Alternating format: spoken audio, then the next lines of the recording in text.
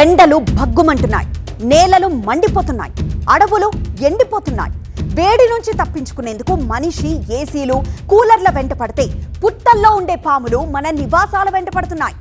నీడ కోసం, నీటి కోసం, ఆహారం కోసం మన నివాసాలే వాటికి ఆవాసాలుగా మారిపోతున్నాయి. గత వారం రోజులుగా తెలుగు రాష్ట్రాల్లో పాములు సృష్టిస్తున్న కలకలం అంతా ఇంతా కాదు. పూజ గదుల్లో, పడక గదుల్లో, వంట గదుల్లో, అటకల్లో, గోడ ఇటుకల్లో ఎక్కడ చూసినా పాములే. ఎందుకు ఇలా జరుగుతోంది? ఎండల కారణంగానే పాములు జనావాసాల్లోకి వచ్చేస్తున్నాయా? గిరినాగు, కొండనాగు, నాగుపాము, తాచుపాము, కోబ్రా ఇవన్నీ విష సర్పాలే. కాటు వేస్తే కాటికే. అంతటి డేంజర్ స్నేక్స్ మన ఇళ్లలోకి రావడం నిజంగా ప్రమాదమే. కొన్ని చోట్ల పాము కాటుకు చనిపోతున్నారు కూడా.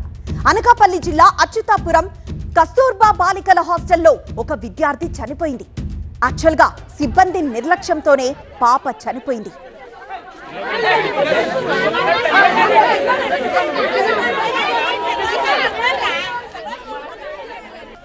దీనిపై కుటుంబ సభ్యులు ఆందోళనకి కూడా దిగారు. హాస్టల్లో రాత్రి బాలిక నిద్రిస్తున్న సమయంలో ఏదో పురుగు కుట్టినట్లు వార్డెన్కు చెప్పింది. అయినా ఆమె పట్టించుకోలేదు. అపస్మారక స్థితిలోకి వెళ్లడంతో హుటాహుటిన ఆసుపత్రికి తరలించారు. అయినా ప్రయోజనం లేకపోయింది. అప్పటికే పాప చనిపోయింది. బాలిక చెప్పినప్పుడే ఆసుపత్రికి తీసుకువెళ్లుంటే బతికేదేమో. కానీ సిబ్బంది నిర్లక్ష్యానికి నిండు ప్రాణం బలైంది. పాము కుట్టడంతోనే చనిపోయిందని పాప తల్లిదండ్రులు కన్నీరు మున్నీరవుతున్నారు. ఇక సంగారెడ్డి కొండాపూర్లో ఏకంగా నాగుపాము పూజ గదిలో ప్రత్యక్షమైంది. ఒక్కసారిగా పూజ గదిలో పాము బుస కొట్టడంతో కుటుంబ సభ్యులు బయటికి పరుగులు తీశారు.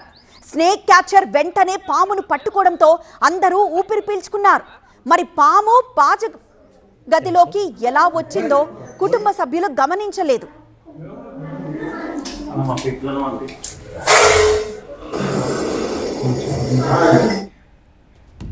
ఇది 2 అడుగుల పామే.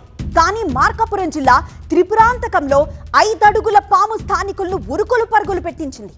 అత్యంత విషపూరితమైన తాచుపామును స్నేక్ క్యాచర్ చాకచక్యంగా పట్టుకోవడంతో గండం గడిచింది.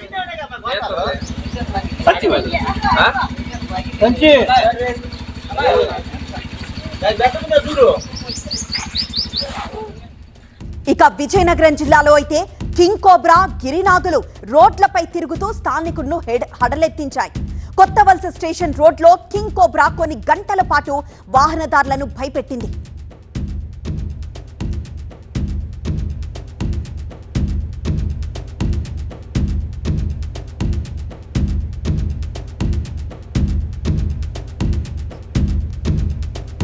వేపాడ మండలం వీలుపర్తిలో గిరినాగు కలకలం రేపింది. 15 అడుగుల గిరినాగు వెలమల వీధిలోని మురికి కాలువలో తిష్టవేసింది. జనాలను వెళ్లనీయదు, తాను పోదు. గంటల పాటు మురికి కాలువలోనే ఉండిపోయింది. చివరకు స్నేక్ క్యాచర్ గిరినాగును అతి కష్టం మీద పట్టుకోవడంతో ప్రమాదం తప్పింది.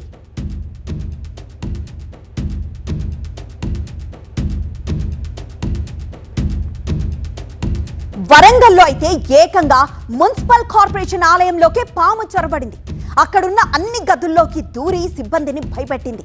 చివరకు టాయిలెట్లోకి దూరి అక్కడే ఉండిపోయింది. స్నేక్ క్యాచర్ పామును పట్టుకోవడంతో సిబ్బంది ఊపిరి పీల్చుకున్నారు.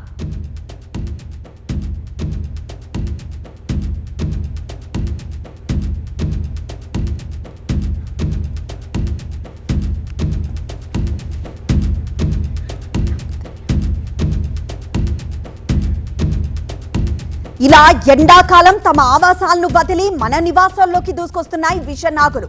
ఏ మాత్రం అజాగ్రత్తగా ఉన్నా పాము కాటుకు ప్రాణాలు పోయే ప్రమాదం ఉంది. ఎండ తీవ్రత పెరగడంతో పాములు చల్లని ప్రదేశాల కోసం ఇళ్లలోకి చేరుతున్నాయి. నీటి కొరత కారణంగా జనావాసాల్లోకి వస్తున్నాయి. పొలాలు, గడ్డి ఎండిపోవడంతో వాటి సహజ నివాసాలు నాశనమైపోతున్నాయి.